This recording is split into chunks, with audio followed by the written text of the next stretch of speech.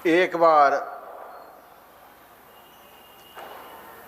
नैमिषारण्य क्षेत्र में 88,000 मुनि महात्मा बैठ करके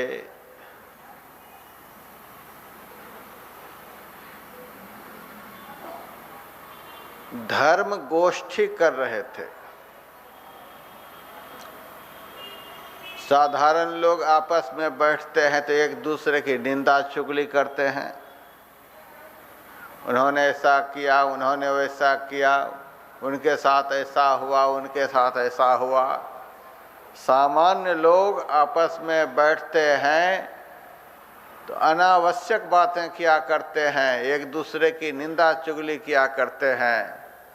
सच्चे साधु, सच्चे महात्मा, सच्चे ऋषि मुनि महात्मा जब आपस में बैठते हैं तो ईश्वर विषयक चर्चा करते हैं, अवतार विषयक चर्चा करते हैं, लोक कल्याणकारी चर्चा करते हैं, धर्म की चर्चा करते हैं, महाकल्याणकारी गाथा एक दूसरे को सुनाया करते हैं। नैमिषारण्य क्षेत्र में 88,000 मुनि महात्मा बैठ करके धर्म विषयक चर्चा कर रहे थे, ईश्वर विषयक चर्चा कर रहे थे, अनेक अवतारों की चर्चा करते थे। संयोग से इस पृथ्वी पर विचरण करते हुए भगवान वेदव्यास जी महाराज के परम शिष्य सूत जी महाराज, जिसको भगवान वेदव्यास जी अपने समीप बिठा करके 18 पुराणों की कथा बड़े प्यार के साथ सुनाए थे, स्मरण कराए थे, सब याद करा दिए थे, ऐसे महापुराण वेत्ता सूत जी महाराज उस मुनि मंडली में पधारे।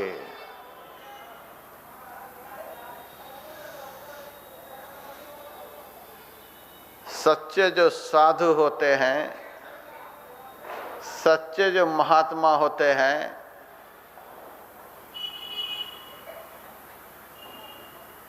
वे शरीर की जाति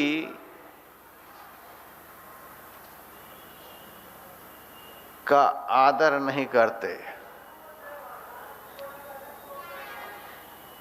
शरीर की जाति होती है, यह वैश्य है, यह शूद्र है, यह क्षत्रिय है, यह ब्राह्मण है, यह कायस्थ है। ये जाति परंपरा जो है, इस परंपरा का संबंध देह से है। इस देह में आने के कारण ही जाति परंपरा बनी है। इस देह में आने के बाद ही जाति परंपरा का निर्माण हुआ है। हम इस जाति के, हम उस जाति के। लेकिन जो शरीर में आए, जिन्होंने शरीर को धारण किया,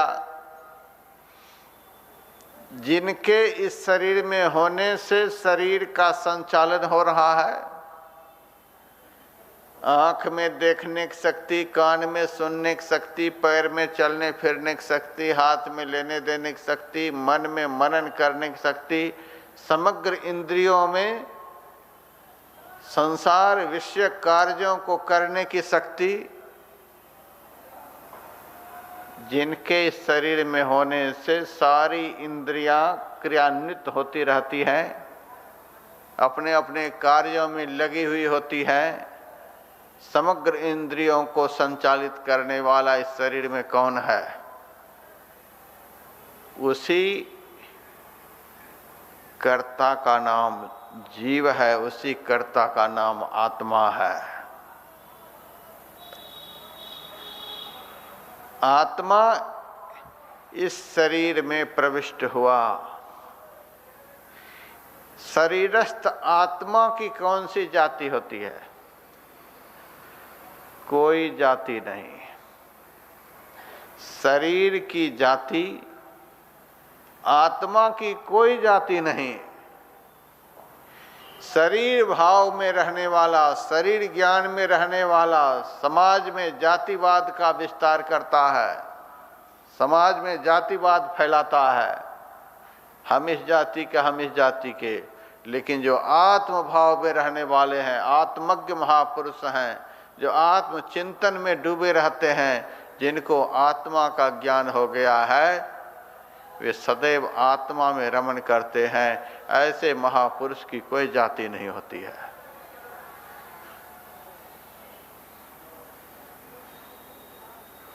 संत कबीर साहब से काशी नगरी में किसी पंडित ने पूछा, महाराज जी आप किस जाति के महात्मा हैं?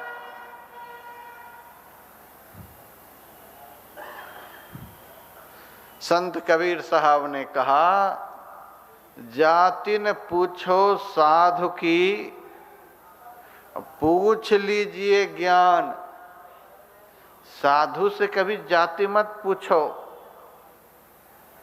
यद्यपि आजकल देखा जाता है, सदगृहस्थ से भी ज्यादा जातिवाद करने वाला समाज में साधु महात्मा दिखलाई दे रहे हैं, लेकिन वे अंदर से साधु महात्मा नहीं हैं। साधु उनको कहते हैं, महान आत्मा उनको कहते हैं जो आत्मा में रमण करते हैं, देह ज्ञान में रहने वाले नहीं, आत्मज्ञान में रहने वाले। कबीर ने कहा, जाति न पूछो साधु की। साधु की जाति पाति क्या पूछ रहे हो? यदि पूछना ही है तो साधु की योग्यता पूछो, साधु से ज्ञान की चर्चा करो, ज्ञान के विषय में साधु से पूछो। ज्ञान के आधार पर साधुता की पहचान होती है। साधु से ज्ञान संबंधी वार्ता करो, पूछ लीजिए ज्ञान। मोल करो तलवार की, परा रहन दो म्यान। म्यान का तो महत्व होता है तलवार के होने से। जिस म्यान में तलवार नहीं, उस म्यान का क्या महत्व है? उसी तरह से जिस देह में ज्ञान नहीं, उस देह का क्या महत्व है? धर्मशास्त्र कहता है, ज्ञाने निहीना पशुभे समाना। निकृष्ट परिवार में, नीच जाति में सूत जी महाराज का जन्म हुआ था।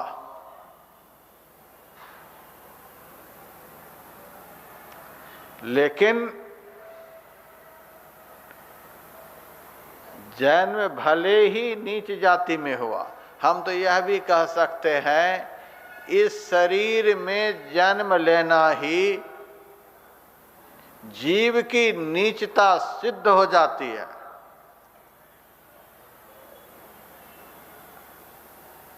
हड्डी का नगर दुनिया में आप लोग कहीं देखे होंगे?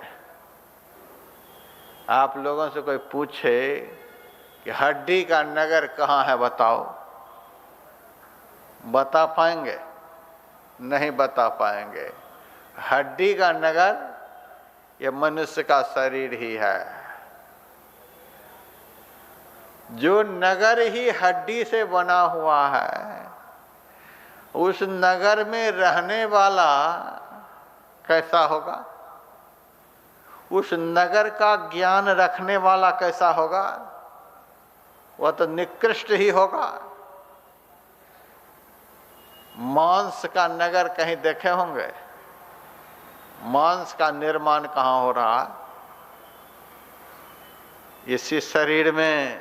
निर्यात भले कहीं हो रहा है, लेकिन निर्माण तो इसी शरीर में होता है। खून कहाँ बनता है? इसी शरीर में। टट्टी पेशाब की फैक्ट्री कहाँ है? इसी शरीर में। इस शरीर के ज्ञान में रहने वाला, इस शरीर में आबद्ध रहने वाला, इसी शरीर को मैं समझने वाला कभी भी श्रेष्ठ जाति का नहीं हो सकता, कभी भी महान नहीं हो सकता। आचार्य शंकर से शिष्यों ने पूछा था, को वास्ति घोरो नरकः, कि आचार्य आप कृपा करके बताओ यथार्थ में घोर नरक किसे कहते हैं। आचार्य शंकर ने कहा, स्वदेह, यह शरीर ही घोर नरक है।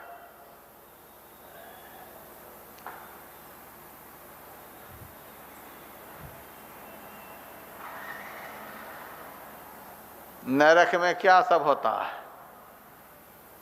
नरक में घोर अंधकार होता है, नरक में अपवित्रता होती है, नरक में अपना कोई नहीं होता है, नरक में प्राणी को सदैव दुख मिलता है।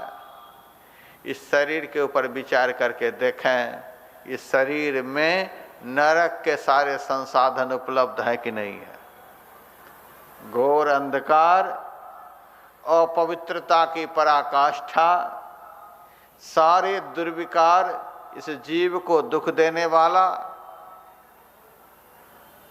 और लेस मात्र भी इस शरीर में रहने वाले को सुख नहीं है। इस शरीर ज्ञान में रहने वाला कोई महान नहीं हो सकता। इस शरीर ज्ञान से बाहर निकलकर जिन्होंने शरीर को धारण किया है उनको पहचान कर, अथवा जिन्होंने शरीरस्थ चेतन को पहचान करके पूर्ण चैतन्यता को प्राप्त कर लिया है, ऐसे महापुरुष का संसर्ग प्राप्त कर महानता को प्राप्त होता है। या तो खुद से शरीरस्थ चेतन को प्राप्त कर चैतन्यता को प्राप्त कर लें, अथवा जिन्होंने ऐसी चैतन्यता को प्राप्त कर लिया है ऐसे महापुरुष का संसर्ग प्राप्त करें। दो में से किसी भी उपाय से आप महान बन सकते हैं। सूत जी महाराज जन्म तो लिए सामान्य परिवार में, सामान्य घर में, जिस घर के लोग बहुत तरह के निकृष्ट कर्मों को किया करते थे, निकृष्ट विचारों में जिया करते थे, निकृष्ट आचरण किया करते थे, निकृष्टता की पराकाष्ठा जहाँ पर थी, ऐसी जगह पर सूत जी महाराज का जन्म हुआ था। लेकिन जन्म लेकर सूत जी महाराज ने अपने को वहाँ के संस्कार से संस्कारित नहीं किए। जन्म हुआ नीच परिवार में, नीच कर्म करने वाले लोगों के बीच में, लेकिन उस संस्कार से सूत जी महाराज अपने को संस्कारित नहीं किए और बचपन में ही अपने घर को छोड़कर, अपने परिवार को छोड़कर, उस नीच वातावरण से अपने को अलग कर भगवान वेद व्यास जी की शरण में गए, संत की शरण में गए। संत की शरण में जाने के कारण धीरे धीरे उनके जीवन में संतत्व आ गया। धर्मशास्त्र कहता है, महाजनस्य संसर्गाः कस्य नोन्नति कारकाः रथ्याम्बुजाह्नवी संगाः त्रिदशैरपि वन्द्यते। महान पुरुषों की संगति करके इस संसार में कौन महान नहीं बने हैं। उदाहरण दिया, रथ्याम्बुजाह्नवी संगाः त्रिदशैरपि वन्द्यते। साधारण नाले का जल भी यदि गंगा जल में प्रवेश कर जाए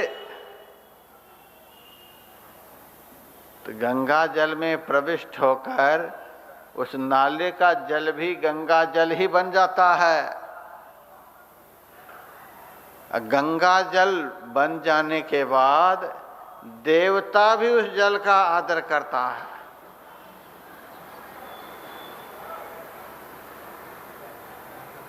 देवताओं के लिए भी वह जल वंदनीय हो जाता है।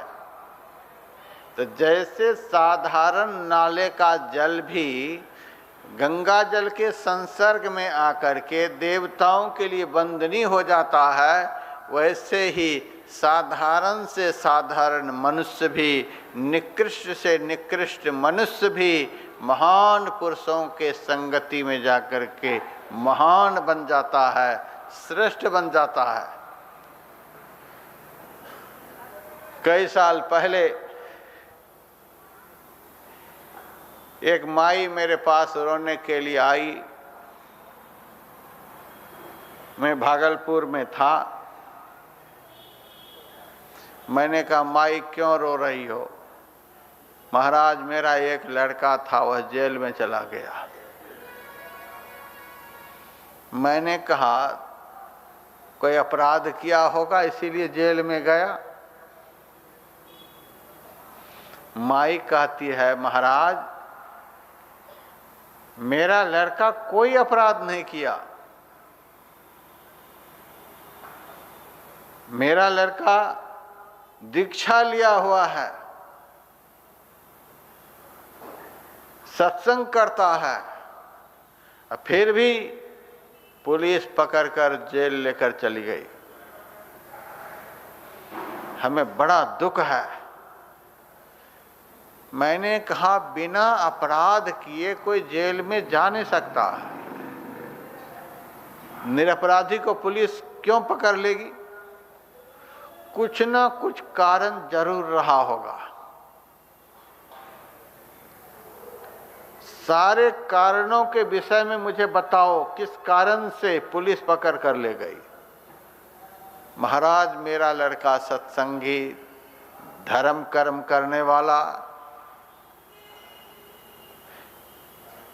पास के ही गांव में मेला लगा हुआ था, वह मेला देखने के लिए जा रहा था।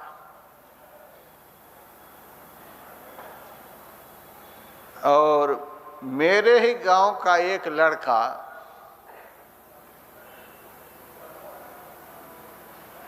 जो चोरी भी करता है, डाका भी डालता है, सारे दुष्कर्मों में लैस रहता है, उनके ऊपर कई एक मुकदमा भी लगी हुई है, वह मोटरसाइकिल से जा रहा था। इनको पैदल जाता हुआ देख करके उस लड़के ने कहा, कहाँ जा रहे हो? तो मेरा लड़का कहता है, मेला देखने के लिए। पैदल ही जा रहे हो? बैठ जाओ, मेरे पीछे बैठ जाओ। अपने पीछे बिठा लिया और ये बैठ भी गया। उसके ऊपर वारंट था। आगे पुलिस चौकी थी, पुलिस देख ली और उसे रोक लिया। उसको तो पकड़ ही लिया और उसके बगल में, उसके पीछे में जो मेरा लड़का था, उसको भी पकड़ लिया। मैंने कहा, यही सबसे बड़ा अपराध हुआ। अपराधी के साथ में बैठने मात्र से अपराध सिद्ध हो जाता है। अपराधी के साथ में बैठने मात्र से ही लोग शंका करने लग जाते हैं कि यह भी अपराधी ही होगा। यही अपराध हुआ।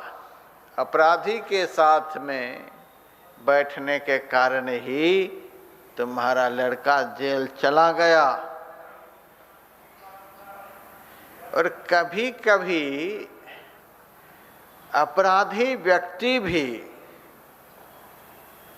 सत्संग में चला जाता है, सत्संगियों के बीच में जाकर के बैठ जाता है। तो बहुतेरे सत्संगियों के बीच में बैठे हुए होने के कारण पुलिस ढूंढने के लिए तो जाती है, लेकिन पहचान नहीं सकने के कारण पुलिस वापस हो जाती है। इतने सारे सत्संगियों के बीच में वह काहे के लिए बैठेगा। महाजनस्य संसर्गाः कस्य नोन्नति कारका, महान पुरुषों की संगति करने वाला, महत्तम कर्म करने वाला जो व्यक्ति है, उस व्यक्ति के संग में जो रहेगा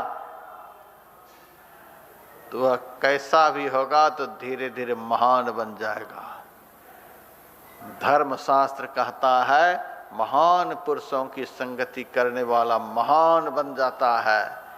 सुंदरदास जी महाराज कहते हैं सुंदर शुद्ध करे तत्काल ही, है जग माहि बड़ो सत्संगा। आप किसी तीर्थ में चले जाइए, किसी मंदिर में चले जाइए, किसी यज्ञ में चले जाइए, और भी बहुत तरह के धर्म का अनुष्ठान कर लीजिए। इन सब सत्कर्मों के करने से आप देर सवेर पवित्र होंगे। कभी कभी तो जन्मों लग जाते हैं पवित्र होने में। कालेन फलते तीर्थम, जितने भी धरती पर के तीर्थ हैं, मंदिर हैं, देवस्थान हैं, यज्ञ हैं, वे तो कालांतर में जीव को पवित्र करते हैं। लेकिन कहा गया सद्यः संत समागमः, महान पुरुष जो होते हैं ऐसे तीर्थ होते हैं जिस तीर्थ का दर्शन करने मात्र से मानव पवित्र हो जाता है। सद्यः संत समागमः, तत्काल पवित्र कर देने वाला संतों का समागम होता है। सुंदर शुद्ध करे तत्काल ही, तत्काल पवित्र कर देता है। सूत जी महाराज का जन्म तो सामान्य घर में हुआ, सामान्य परिवार में हुआ, लेकिन जन्म कहीं लिया, जन्म किसी वातावरण में हुआ, लेकिन अपने को उन्होंने निकृष्ट वातावरण में नहीं रखा।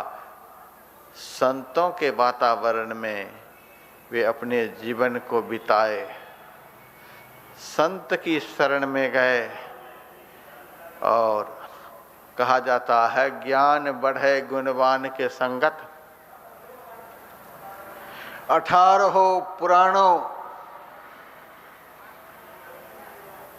के ज्ञाता, 18 पुराणों के रचयिता भगवान वेद व्यास जी हुए। ऐसे महान ज्ञानी की शरण में सूत जी महाराज गए और उनके संसर्ग से ये भी 18 पुराण के वाचन करने वाले पुराण वेत्ता कहलाए। जैसे का संग करेंगे वैसा बनेंगे। भगवान वेद व्यास जी के संग से सूत जी महाराज पुराण वेत्ता कहलाए, महान ज्ञानी कहलाए, महान पौराणिक संत कहलाए। सारे पुराण का ज्ञान सूत जी महाराज को, जितने भी पुराणों के वाचन हुए हैं सूत जी महाराज के द्वारा ही हुए। संवाद भले किसी का रहा हो, शिव का, पार्वती का, वायु भगवान का, वामदेव का, नारद का, ब्रह्मा का, सुखदेव जी का, परीक्षित का, संवाद भले किसी का रहा हो, लेकिन सारे पुराणों की कथा निकली है सूत जी महाराज के ही मुख से। जैसे का संसर्ग करेंगे वैसा ही बनेंगे। यदि बड़ा बनना है तो बड़े का संग करना पड़ेगा। महान बनना है तो महान पुरुषों का संसर्ग करना पड़ेगा। सूत जी महाराज जन्म लिए सामान्य घर में, सामान्य संस्कार में, लेकिन उन्होंने